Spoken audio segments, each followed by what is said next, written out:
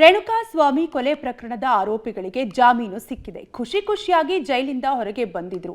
ಸಾಕು ಅಂತಿದ್ದವರಿಗೆ ಪೊಲೀಸರು ಮತ್ತೊಂದು ಶಾಕ್ ಕೊಡಲು ರೆಡಿ ಮಾಡಿಕೊಂಡಿದ್ದಾರೆ. ಸುಪ್ರೀಂನಲ್ಲಿ ದರ್ಶನ್ ಸರ್ಜರಿ ಇಲ್ಲದೆ ಡಿಸ್ಚಾರ್ಜ್ ಅನ್ನೇ ಅಸ್ತ್ರವನ್ನಾಗಿ ಮಾಡಿಕೊಳ್ಳಲು ಪೊಲೀಸರು ಚಿಂತನೆ ನಡೆಸಿದ್ದಾರೆ. ದರ್ಶನ್ಗೆ ಬೇಲ್ ಸಿಕ್ಕರೂ ತಪ್ಪದ ಸಂಕಷ್ಟ.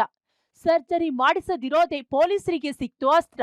ಸುಪ್ರೀಂ ಮೇಲ್ಮನವಿ ಸಲ್ಲಿಸಲು ಕಡತಗಳ ಪರಿಶೀಲನೆ. ರೇಣುಕಾಸ್ವಾಮಿ ಕೊಲೆ ಪ್ರಕರಣದಲ್ಲಿ ನಟ ದರ್ಶನ್ಗೆ ಜಾಮೀನು ಮಂಜೂರಾಗಿ ಬಿಜಿಎಸ್ ಆಸ್ಪತ್ರೆಯಿಂದಲೂ ಕೂಡ ಡಿಸ್ಚಾರ್ಜ್ ಆಗಿದ್ದಾರೆ.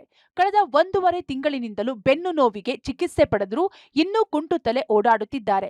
ಒಂದು ಕಡೆ ಸರ್ಜರಿ ಮಾಡಿಸಿಲ್ಲ, ಮತ್ತೊಂದು ಕಡೆ ಫಿಸಿಯೋಥೆರಪಿ ಮಾಡಿಸಿದ್ರೂ ಮೊದಲಿನಂತೆ ಓಡಾಡುತ್ತಿಲ್ಲ. ಬಳ್ಳಾರಿ ಜೈಲಿಂದ ಹೊರಬರುವ ವೇಳೆ ಹೇಗೆ ಕಷ್ಟಪಡ್ತಿದ್ರು, ಕೋರ್ಟ್ಗೆ ಬಂದ ವೇಳೆಯೂ ಅದೇ ರೀತಿ ಕಷ್ಟಪಡ್ತಿದ್ರು.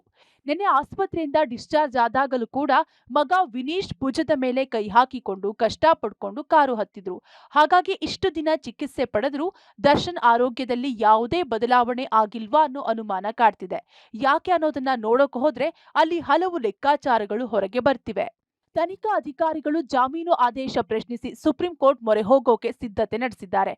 ಒಂದ್ ವೇಳೆ ಸುಪ್ರೀಂ ಕೋರ್ಟ್ಗೆ ಮೇಲ್ಮನವಿ ಸಲ್ಲಿಸಿ ಅಲ್ಲಿ ಅರ್ಜಿ ವಿಚಾರಣೆಗೆ ಬಂದ್ರೆ ಅನಾರೋಗ್ಯದ ನೆಪ ಅನ್ನೋ ವಿಚಾರ ಮುನ್ನೆಲೆಗೆ ತರಲು ತಯಾರಿ ನಡೆಸಿದ್ದಾರೆ. ಹೀಗಾಗಿ ಪ್ರತಿ ಕಡತಗಳ ಪರಿಶೀಲನೆ ನಡೆಸಿ ಅಡ್ವೊಕೇಟ್ ಜನರಲ್ ರಿಂದ ಲೀಗಲ್ ಒಪಿನಿಯನ್ ಸಹ ಪಡೆಯಲಾಗಿತ್ತು. ಗೃಹ ಇಲಾಖೆ ಸಮ್ಮತಿ. ಇತ್ತ ತಕ್ಷಣವೇ ಸುಪ್ರೀಂಗೆ ಮೇಲ್ಮನವಿ ಸಲ್ಲಿಸಲು ಪೊಲೀಸರು ತಯಾರಿ ನಡೆಸಿದ್ದಾರೆ. ದರ್ಶನ್ ಜೊತೆ ಸೆಲ್ಫಿ ತೆಗೆಸಿಕೊಳ್ಳಲು ಬಂದು ಜೈಲು ಸೇರಿದ್ದ ಅನುಕುಮಾರ್ ಕೊನೆಗೂ ಪರಪ್ಪನ ಅಗ್ರಹಾರ ಜೈಲಿಂದ ಬಿಡುಗಡೆಯಾಗಿದ್ದಾರೆ. ಶ್ಯೂರಿಟಿ ನೀಡಲು ಯಾರೂ ಮುಂದೆ ಬರದ ಹಿನ್ನೆಲೆ ಜಗದೀಶ್ ಹಾಗೂ ಅನುಕುಮಾರ್ ರಿಲೀಸ್ ತಡವಾಗಿತ್ತು ಎಂದು ಪರಪ್ಪನ ಅಗ್ರಹಾರದಿಂದ ಅನುಕುಮಾರ್ ಹಾಗೂ ಶಿವಮೊಗ್ಗ ಜೈಲಿಂದ ಜಗದೀಶ್ ರಿಲೀಸ್ ಆಗಿದ್ದಾರೆ.